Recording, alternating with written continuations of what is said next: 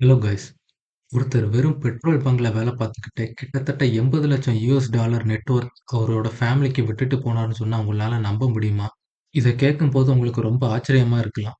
எப்படி ஒரு சாதாரண மனுஷன் இவ்வளோ பெரிய நெட்வொர்த்த கிரியேட் பண்ணாருங்கிறத பத்தி தெரிஞ்சுக்க இந்த வீடியோ ஃபுல்லும் பாருங்க. Welcome to personal finance. The way towards financial freedom. Share market, personal finance பத்தி தெரிஞ்சுக்க நம்ம சேனலை மறக்காம சப்ஸ்கிரைப் பண்ணுங்க. இந்த ஃபோட்டோல இருக்கிறவர் தான் ரொனால்ட் ஜேம்ஸ் ரீட். இவர் தான் 8 மில்லியன் நெட்வொர்க்க பெட்ரோல் பங்க்ல ஒர்க் பண்ணியே கிரியேட் பண்ணியிருக்காரு. அவரோட ஸ்ட்ராட்டஜிஸ் என்னன்னு தெரிஞ்சுக்க முன்னாடி நாம பேசிக்கா அசட் அண்ட் லயபிலிட்டிக்கும் என்ன வித்தியாசம்னு சொல்லி தெரிஞ்சுக்கணும்.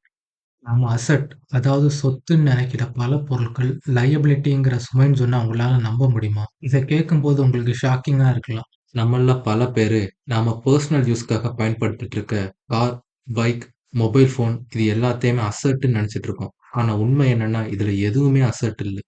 இப்போ உங்க மனசுல ஒரு டவுட் வரலாம். அது எப்படி ஒரு பொருள் அசெட் அதாவது சொத்தா இல்லன்னா லையபிலிட்டியான்னு சொல்லி கண்டுபிடிக்கிறதுன்னு. வாங்க டீட்டெயிலா பார்ப்போம்.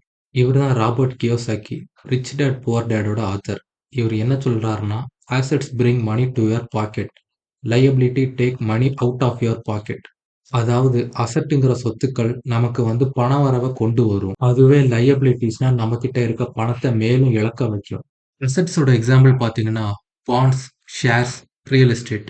எப்படி ஒவ்வொரு அசெட்டும் நமக்கு இன்கம் ஜெனரேட் பண்ணி தருதுங்கிறத டீட்டெயிலா பார்ப்போம். இப்போ ரியல் எஸ்டேட்ல பார்த்தீங்கன்னா, 3 விதமா இன்கம் ஜெனரேட் பண்ணலாம். ஃபர்ஸ்ட் விதம் என்னன்னா, மந்த்லி ரெண்டல். 2வது விஷயம் என்னன்னா, ஃபிளிப்பிங். 3வது விஷயம் என்னன்னா, அத வாங்கி வச்சுட்டு ரொம்ப வருஷத்துக்கு அப்புறம் அத ஹையர் ரேட்ல விக்கிறது. ஸ்டாக்ல பார்த்தீங்கன்னா, அப்ரிசியேஷன் ஆஃப் த பிரைஸ் மற்றும் டிவிடெண்ட்ஸ் இந்த 2மே நமக்கு இன்கம்மா வரும். அதுவே பாண்ட்ஸ்ல இன்ட்ரெஸ்ட்டா வரும். இந்த மாதிரி இன்ஃபர்மேட்டிவான வீடியோஸ பார்க்க நம்ம சேனல மறக்காம லைக் பண்ணுங்க, சப்ஸ்கிரைப் பண்ணுங்க, ஷேர் பண்ணுங்க.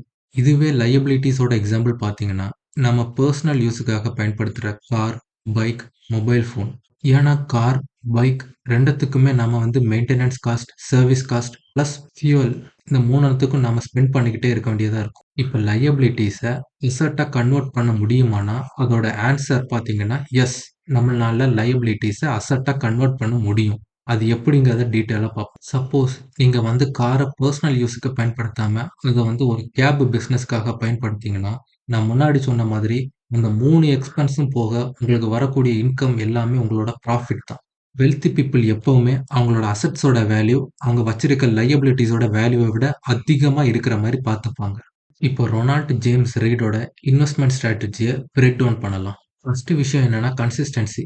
என்னதான் அவரோட இன்கம் அவ்வளோ கம்மியா இருந்தாலும், எல்லா மந்த்லயும் அவரோட small portion of the income கன்சிஸ்டன்ட்டா இன்வெஸ்ட் பண்ணிட்டே இருந்திருக்காரு.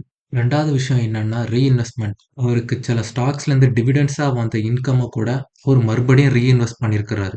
3வது விஷயம் என்னன்னா, buying the stocks of the company that he can understand. அதாவது ஒரு கம்பெனி என்ன பிசினஸ் பண்ணுது, அவங்க எப்படி ப்ராஃபிட் ஏர்ன் பண்றாங்க, அந்த மாதிரி பேசிக்கான திங்ஸ் தெரிஞ்சா தான் அவர் வந்து அந்த கம்பெனில இன்வெஸ்ட் பண்ணுவாரு. இதே மாதிரி ஃபைனான்ஸ் ரிலேட்டடா வீடியோஸ் பார்க்கணும்னா நம்ம சேனல மறக்காம சப்ஸ்கிரைப் பண்ணுங்க. வீடியோ பிடிச்சிருந்தா லைக் பண்ணுங்க. யூஸ்ஃபுல்லா இருந்துச்சுன்னா ஷேர் பண்ணுங்க. ஏதாச்சும் டவுட்ஸ் இருந்தா கமெண்ட் செக்ஷன்ல கேளுங்க.